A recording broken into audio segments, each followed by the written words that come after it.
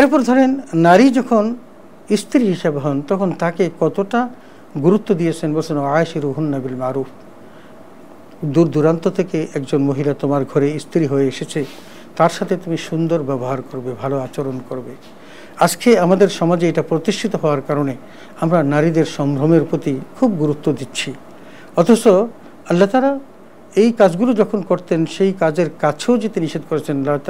বলছে লা তাকরাবুজ জিনা ইন্নাহু কানা ফাহিশাতাও ওয়া মাকতাও ওয়া সাআ সাবিরা, তোমরা জেনার কাছেও যাবে না, কারণ এটা একটা নিকৃষ্ট খারাপ কাজ, একটা কবিরা গুনাহ। তো এই যে জেনা, আপনি যে অশ্লীল কথা বললেন, আমরা অসংখ্য জেনার কাজে লিপ্ত হয়ে যাই। আমরা একবারও ভাবি না এই যে মাহে রমাদান চলছে, এই পর্নোগ্রাফির মধ্যে যদি আসক্ত হই তাহলে আপনার এই সিয়ামের কোনো মূল্য নেই। প্রতিদিনের পুষ্টির চাহিদা পূরণে পরিপূর্ণ আস্থায় আরডি UHT মিল্ক, ভালোবাসার বিশুদ্ধতায়। আপনার সিয়াম যদি আপনাকে এই পাপ পঙ্কিলতা থেকে বাঁচাতে না পারে তাহলে আপনার এই সিয়ামটার কোনো মূল্য নেই। আপনি সিয়াম পালন করলেন, কিন্তু সিয়ামের যে আদব আছে সেটা আপনাকে রক্ষা করতে হবে, মিথ্যা আপনাকে পরিহার করতে হবে। রাসূল আকরাম সাল্লাল্লাহু আলাইহি ওয়াসাল্লাম মাল্লাম ইয়াদা কাওলা যুর ওয়া আমিলা বিহি ফালাইসা লিল্লাহি হাজাতুন ইয়াদা তাআমাহু ওয়া শারাবা। কেউ যদি মিথ্যা কথা, মিথ্যা শপথ, মিথ্যা বেচাকিনি, এই বিভিন্নভাবে মিথ্যা পরিহার করতে না পারে, তার এই না খেয়ে থাকাতে আল্লাহর কিছু যায় আসে না। আপনি সুবহি সাদেক থেকে সূর্যাস্ত পর্যন্ত পানও করলেন না, খাইলেনও না, কোনো কিছুই করলেন না, কষ্ট করলেন, কিন্তু আপনি মিথ্যা ছাড়তে পারেন নাই, আপনি গীবত ছাড়তে পারেন নাই।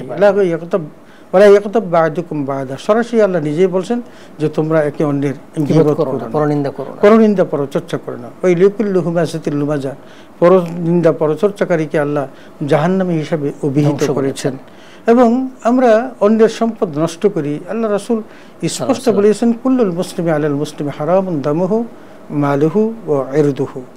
বলছেন যে একজন মুসলমানের জন্য আরেকজন মুসলমানের রক্ত, সম্পদ এবং সম্মান, এই তিনটাই আল্লাহ হারাম করে দিয়েছেন। এখন আপনি যদি হারাম থেকে বাঁচতে চান তাহলে আপনাকে অন্য মুসলমানকে সম্মান করতে হবে। আর অন্য মুসলমানকে যদি আপনি সম্মান করেন তাহলে সম্মানটা দেখাতে হবে তার ওই, তাকে কোনোভাবেই আপনি কি করবেন না, আঘাত করবেন না, তাকে হত্যা করবেন না, তাকে হত্যা করার চেষ্টাও করবেন না। এই জন্য আল্লাহ তাআলা কঠিন শাস্তির কথা বলেছেন যে আমাইয়াকতুল মুমিনা মুতাআম্মিদান ফাজাযাউ জাহান্নাম খালিদিনা ফিহা। অন্যায়ভাবে কেউ যদি কাউকে হত্যা করে তাহলে তার জন্য জাহান্নাম। এটা হারাম নিয়ে কথা বলছি, আমরা হারাম নিয়ে কথা বলছি, এটা একটা হারাম কাজ। এখন দেখেন অন্যের সম্পদের দিকে তাকাতো আল্লাহ নিষেধ করেছেন, যে অন্যকে আল্লাহ তাআলা সম্পদ দিয়েছেন, সম্পদের মালিক কিন্তু আল্লাহ। তুইতুল মুলকা মান তাশা ওয়া তানজিউল মুলকা মিম্মান তাশা। আল্লাহ যাকে চান সম্পদ দেন, রাজত্ব দেন, এবং যার কাছ থেকে রাজত্ব কেড়ে দেন। তাহলে দুটো কাজেই কিন্তু আল্লাহ করেন, সর্বময় ক্ষমতা তার হাতে, তিনি সম্পদ দেন এবং তিনি আবার কেড়ে নেন।